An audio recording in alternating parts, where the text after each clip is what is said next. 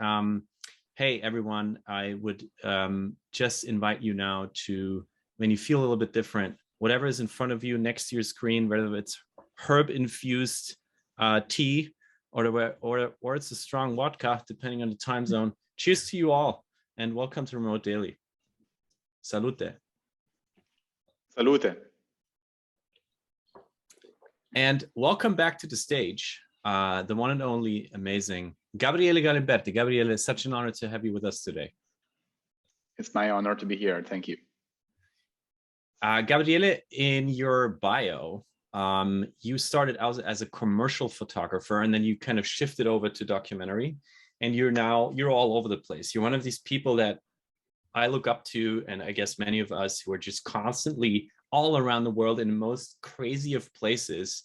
And you often document like stories with people that are portraits and like short stories combined, like the perfect way to present stories in the digital world on Instagram, where you have hundreds of thousands of people following you. And you often choose to show people with their belongings, which is an especially interesting thing to do in the United States, where people have more belongings than anywhere else in the world. Why do you choose to showcase human belongings as a core part of your work? It's a long story, but I try to make it short. Actually, you know, what I like to do is telling stories of people from their places, their home. And that happened because almost 12 years ago, I made a big project about couch surfing. Ooh. And I actually couch surfed for 2 years in 56 countries all over the world. And I was doing that for an Italian magazine, reporting stories every Saturday on the magazine. And so that's the first thing that I did, like a big documentary project. And because of that, I was sharing my life with somebody else's life, spending time at their places, sleeping in their couches, and so on. And that's the moment something triggered my brain, and I said, I like to find stories inside people's places more than outside.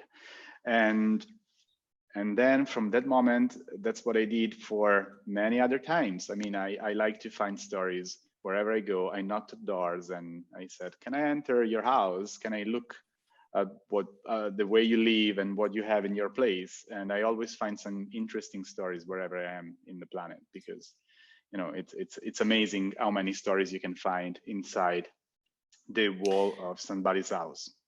I will take us over to a screen share now, because one day you walked into a gun store in Kansas, yeah, and you meet this man and follow him home. And what happened then?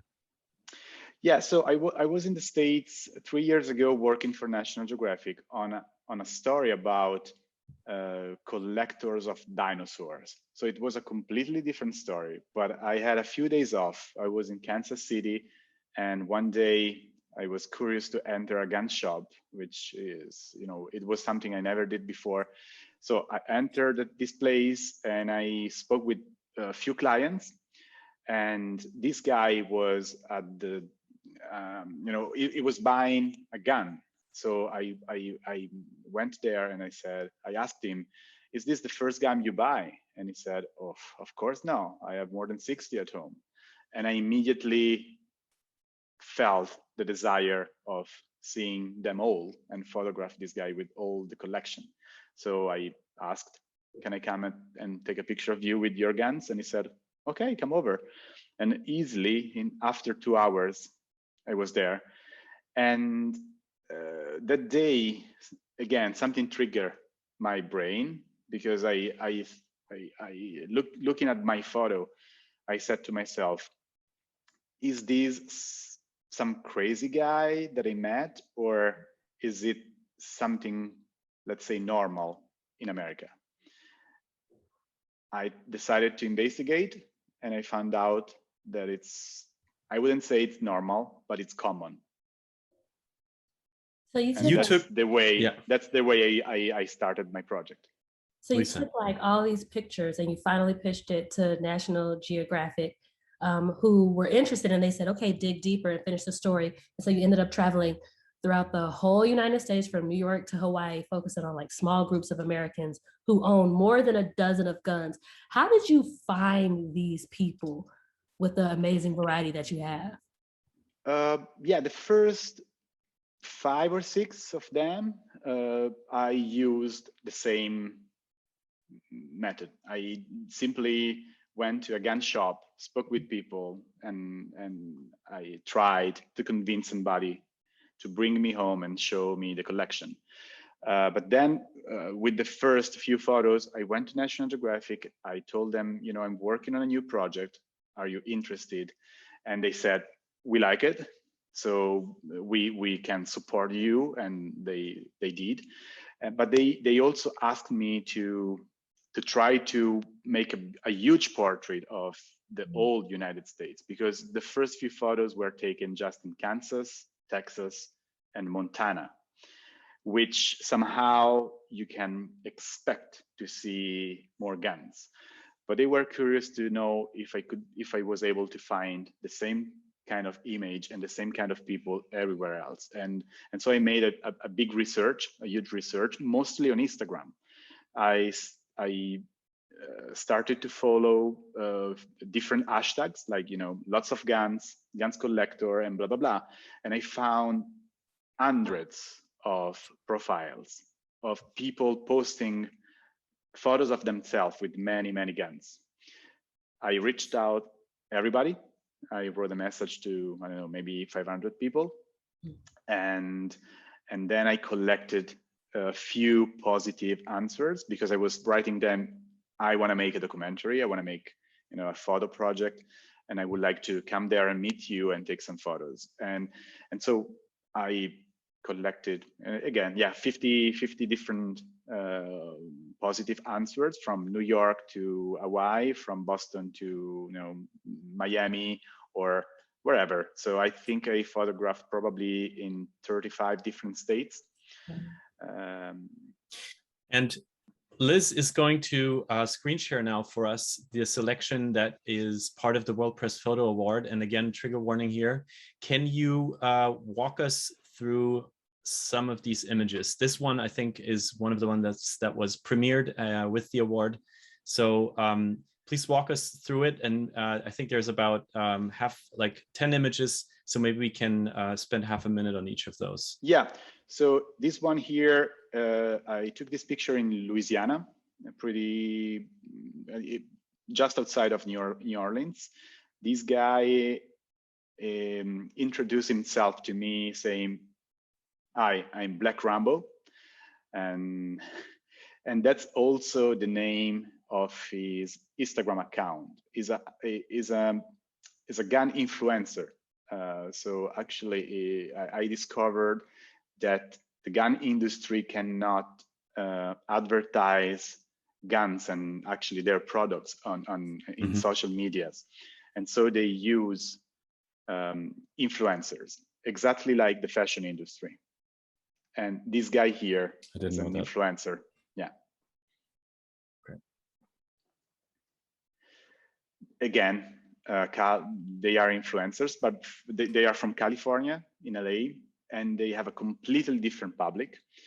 I think they have like 100,000 followers, mostly people who are into fitness, healthy food, and so on, but also combined with gun.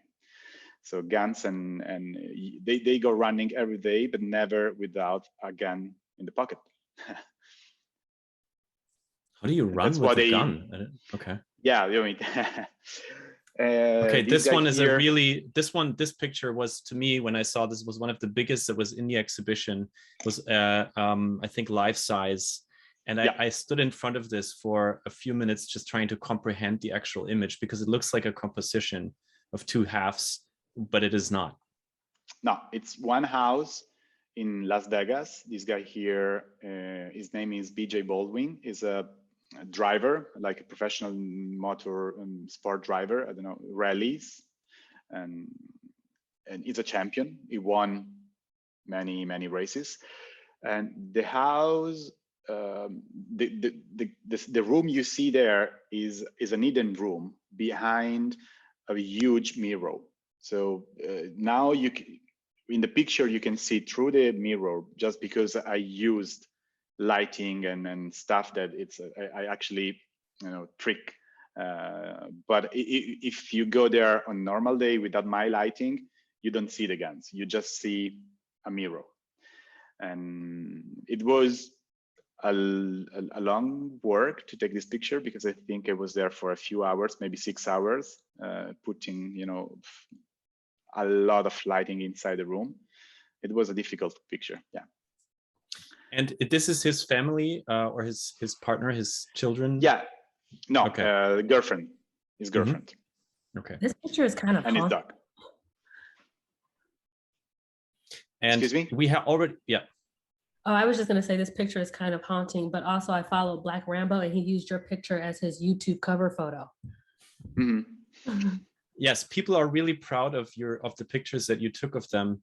This one also stuck with me. You wrote stories next to all these pictures, and this protagonist said, the guns is not the problem in the United States. Depression is the actual problem in the United States. And we already have some strong feelings here that are coming up in the chat. And I think this is something that we have to talk about in just a minute. The judgment. You were able to take pictures without judgment, and we will look at the next picture, and maybe you can include in the next picture how you did that, how you were able to take pictures like this without being judgmental. I didn't want to be judgmental. I didn't think it's my role to judge if what I see is right or wrong. I did this project because, first of all, I love the United States. I've been traveling there since I was 25, so it's been 20 years that I traveled there, and I think I made 40 trips in the United States.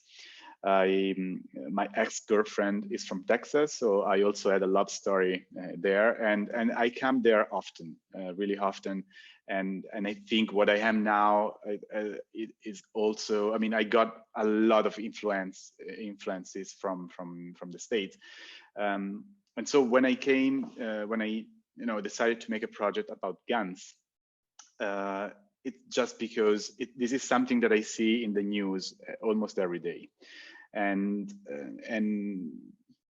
somehow everybody knows that you may have a problem with guns in that country, because it doesn't matter if you're pro-gun or against gun, but it's clear that there's something to be adjusted in the way you handle and you have guns.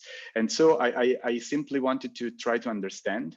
And I said, this is something that I don't know about a country that I love, and I want to understand more. And the only way possible to understand more is to meet the people that loves guns and try to get the feeling of why there is this strong love connection. Important question to this picture. The parents among the people that you took pictures of, did you discuss with them the fact that accidental shootings by children happen almost every day in the US? And yes. How did they approach having children or their children near their guns?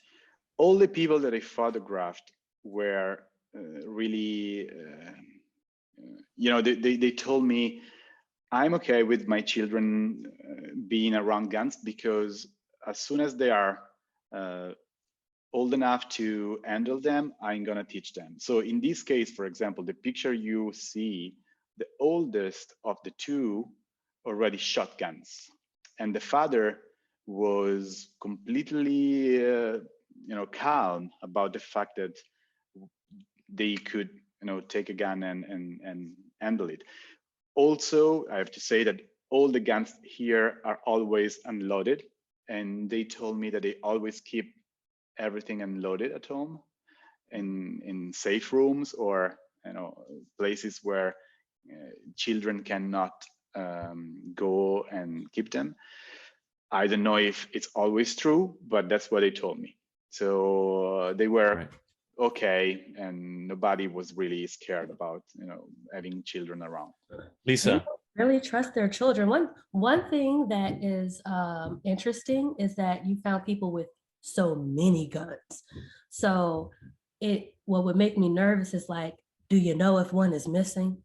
And when they teach a child because I also understand what it's like to have things in the house that kids should not be around, but also educating them about it so it's not taboo, and so they know it's a thing.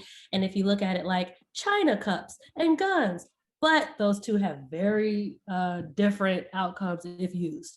So that it makes me nervous to think about like what their dynamic is with their child, to trust their child as their child gets older and more curious. Also, kids and the way their brains work and everything, you can tell them something, but that doesn't, because my child, she's 5, and I literally had to study children and their brains because I was like, what is going on?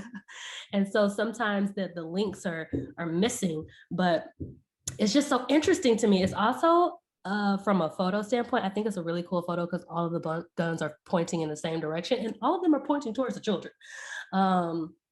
So that's a cool composition of a photo to me from my artistic eye, but it is like a little eerie and haunting. And it's interesting to think that if this was any other country, would you have found this many people with this many guns?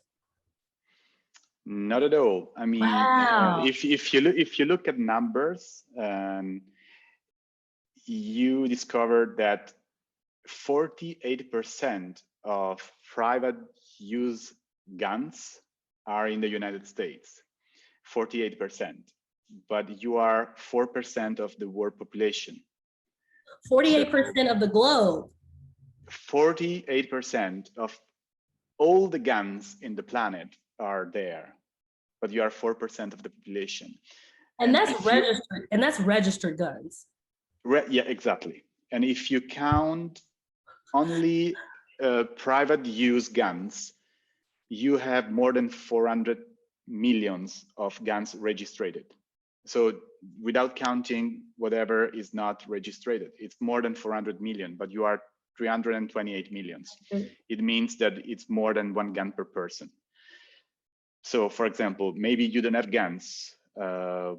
Most of my friends there don't have guns. That means that somebody else have many guns. Otherwise, the statistic doesn't count.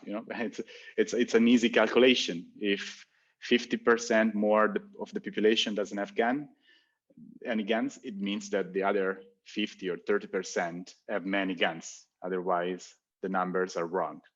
What I like about this is that it puts pictures and images to the alarming statistics. And hopefully it keeps the conversation going of, why do people have so many guns? Why do Americans have so many guns? And I want to know, like this guy right here, do they load them and shoot them often, or some of them just for display because they look cool? Why do they collect these guns? There are many different stories. There are, most of them use the guns almost daily. They like to use them. They like to shoot in the desert or at the shooting range or in the garden behind the house, because I also shoot. I shot most of these guns with them because for me, I never shot a gun before 3 years ago.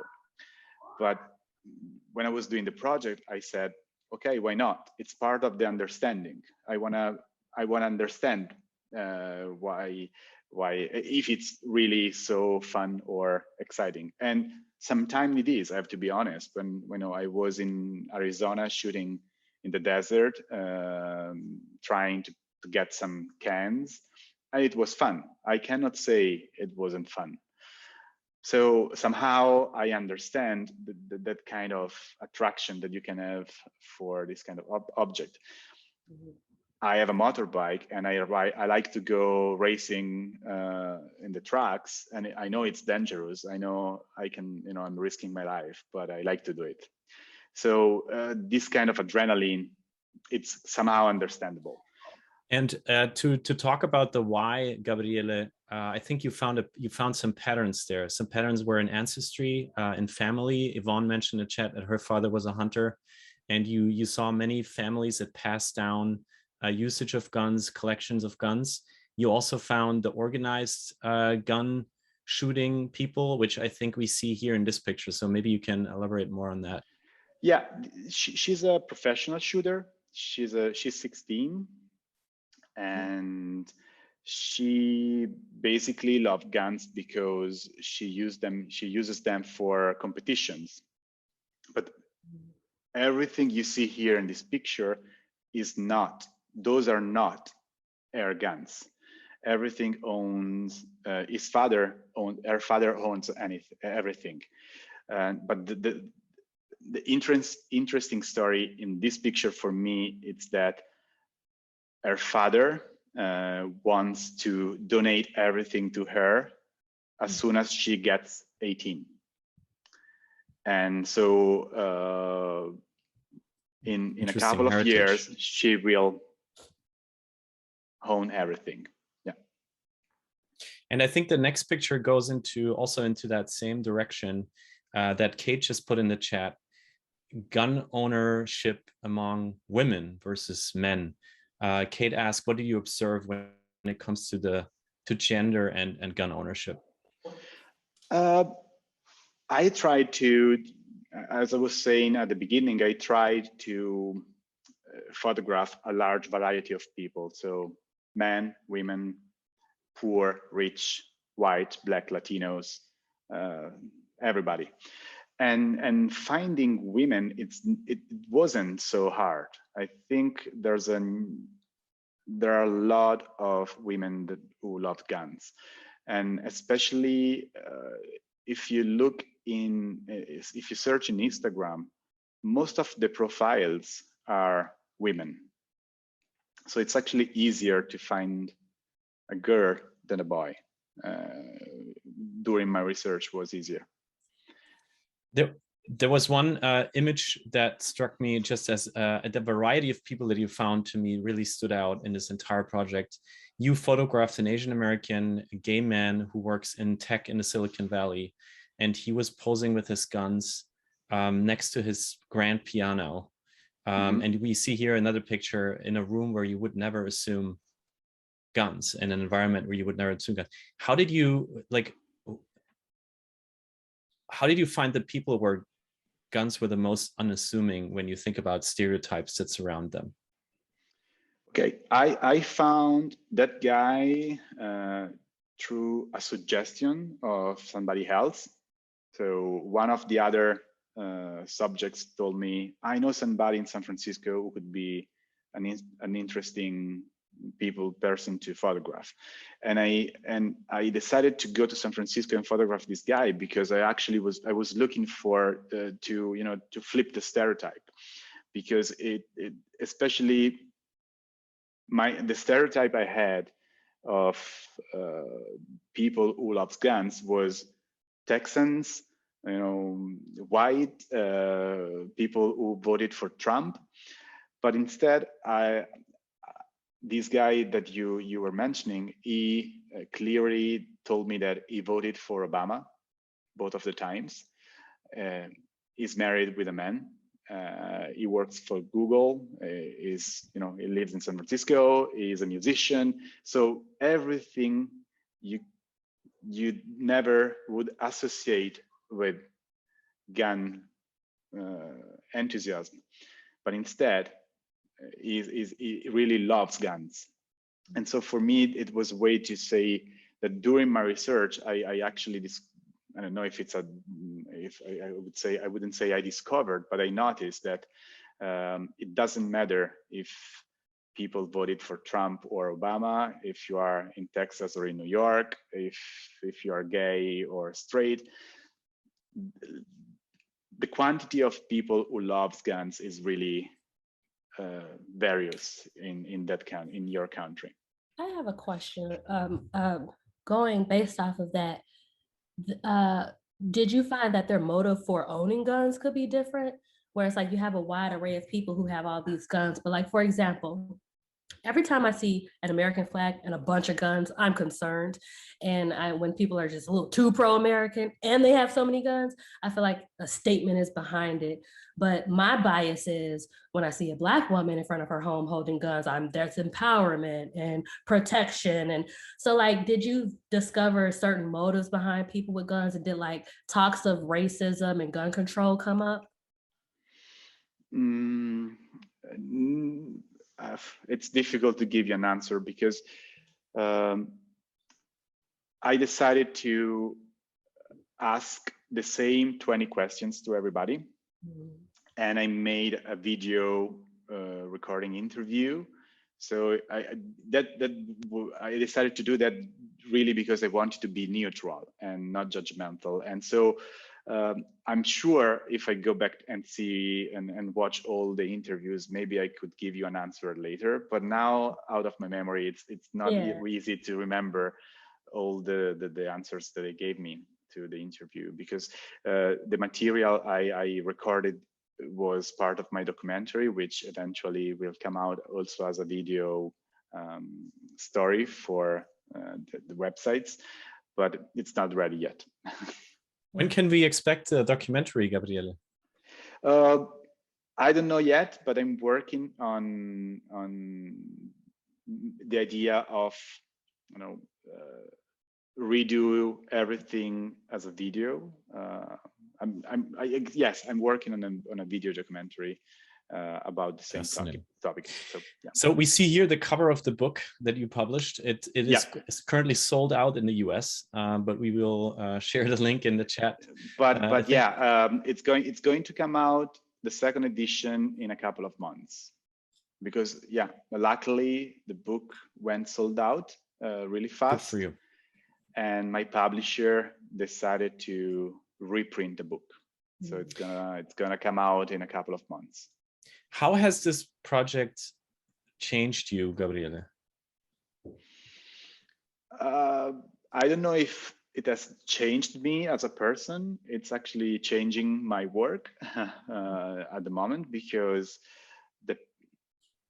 the work, this project here is going really viral. So I get lots of requests for other projects or assignments. So I'm super busy. I've been extremely busy after the WordPress photo, which it was really good, because in COVID time it's not so easy to work for me, because I always travel for the project I have in mind, and I couldn't travel for over a year. But now it's nice that the world is opening up again, and the success that I'm having with this project is bringing some work back to me. And so, if you ever do cannabis, please call me. I can come there and take a picture of you with your collection of plants.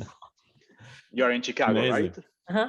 So yeah, let's keep in touch. If I come there, I'm coming to ring at your door. Oh, for sure. And I'm going to get that book and talk to some organizations, because gun violence in Chicago is rampant. It is. What do you like once we can buy the book again, Gabriele, here in the US? What do you hope for people to take away from the book?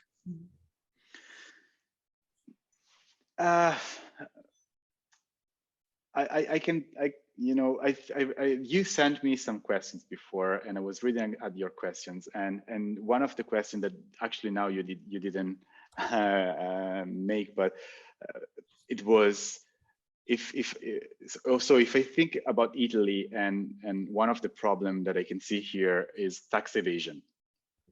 That was been my next question. Yeah, the Italian equivalent to gun ownership. I try to give you an answer to your previous question, mixing everything, but I'm sorry, I'm a mess. But no worries. I can only add, as a German, we have our own gun ownership. When you talk to Germans about speed limit on the Autobahn, you get the same emotional, irrational, cultural based responses that you get from Americans about gun ownership. So we have our own thing, and it also harms people every day. So I just wanted to throw that in there. And yes, I was going to ask you, what is the Italian equivalent?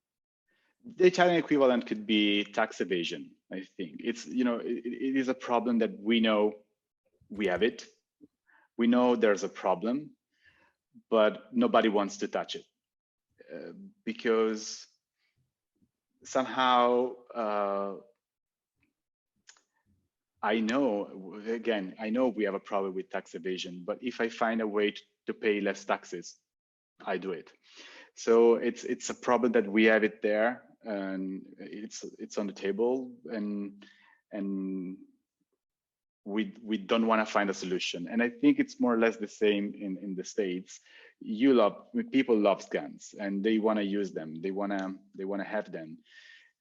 Everybody knows that maybe there's a problem to solve, but the fact that most of the people loves them, it doesn't make things changing.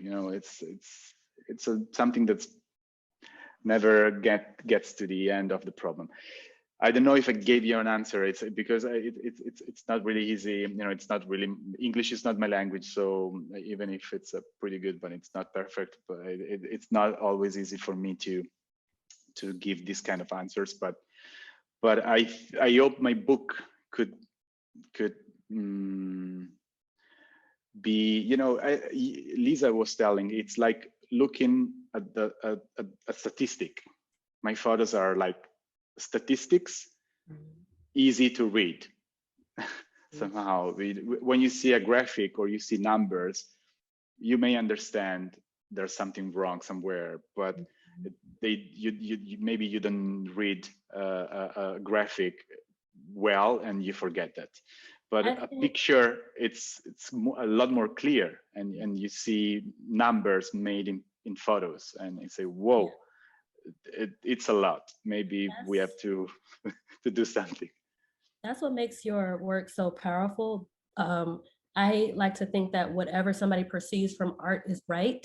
So if someone's looking at that and they're like, this is disturbing, that's a place to be curious. Or if someone is like, well, I vibe with this, they find camaraderie in and find their people or whatever. But it's definitely gonna make some people think, because here we don't see the guns. We just know about them, and we only hear about them until a mass incident happens, or the daily, every day on the news. It's not, it would, if they were all on the sidewalk, it would be a different story, but they're not. I don't see them in this way like this. But yeah, now that you said something about mass shootings, that's something that I want to say there, because every time that a mass shooting happens, it goes everywhere in the news. Even here in Italy, everywhere you read, oh, again in America, somebody went to church and killed 10 people. And of course, that's a tragedy. Of course, it's a huge problem. But in my research, I analyzed the number of 2018. In 2018, in America, there were 39,000 people dead for guns. Gun-related death. 39,000. Only 77 were mass shootings. So the big number is somewhere else, and it's mostly suicides. 25,000 were suicides, and 18,000 one American that killed another American, 1-to-1. And those things almost never go on newspapers. Yeah. So of course, mass shootings are a huge problem, but it's a small part of the big problem. And when I read these numbers and I read about one American killing another American, or people like 25,000 suicide, I think of all the times that I had a fight with a friend, or I had a fight with my mother, or all the times that I was sad or even like a bit depressed. It happens that I think, to me, it has happened 2 or 3 times in my life that I felt like, oh, maybe it's easier if I jump out of the window. But then I didn't do it. So I'm imagining if I had a gun in my pocket, it was much easier to do like this than thinking, okay, now I go to the window and I jump out. You need a lot more courage to jump out of the window than just taking a gun and shoot at your head. So I don't know. Somehow I'm happy that I'm not allowed to have a gun with me. So the next time I have a fight with my friend, or I have a fight with somebody at the traffic light, because maybe we end up with a couple of punch on the face, but Thank you for I love your sharing. honesty, Gabriele. And I'm so grateful you just shared this in the last minutes here, what you shared, because it's very, very important things that we saved here until the last moments.